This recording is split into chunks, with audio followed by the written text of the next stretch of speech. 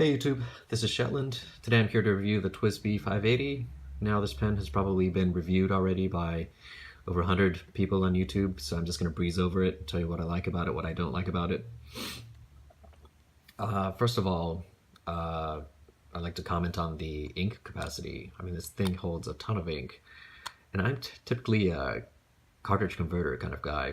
You know, I just don't want to have to deal with sending stuff back to the manufacturer to get, for repair. I just want to be able to, if my converter fails on me, I can just go buy a new one without going through the manufacturer and all that business. That said, it's nice to have a reliable, high capacity fountain pen like this in your collection, even if you're not, a huge fan of piston fillers.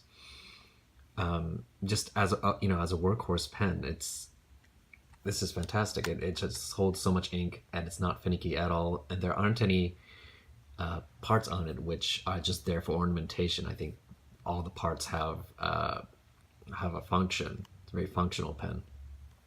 I do wish this pen posted. It does not, unlike the Mini.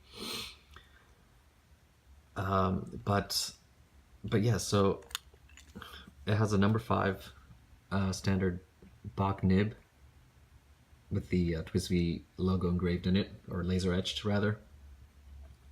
I have this tuned by Kiyoko Shishikura of Japan. She's a Nimmeister who trained under Kawaguchi, who you might have heard of. Now the plastic of this pen, it feels okay, but it's nowhere as good as, say, the Pilot 823. The plastic on that pen just feels, it's a grippier material and it feels sort of moist.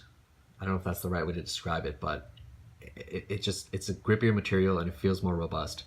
It's not as high quality as that, but it is significantly better than, the disposable fountain pens that you might find in the lower range. Other than that, I guess a couple of things I don't like about this pen. First of all, the piston turning knob. It wiggles a bit even when it's secure, when it's secured properly. The piston is all the way up. That feels a bit cheap, as does this. When you go to cap the pen, when it's only halfway in or whatever, it sort of wobbles a bit, which I find it feels cheap. You don't find this to be the case on more expensive pens.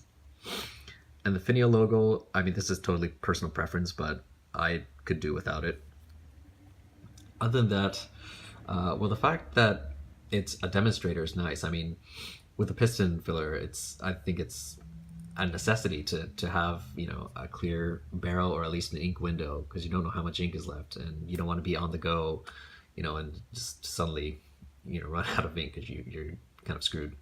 That happens. Yeah, that's about it, I think. I think the specs have been covered in, the 150, by the 100 plus reviewers on YouTube who have already reviewed this pen before me. So, so I think that's about it. I'll do a quick writing sample.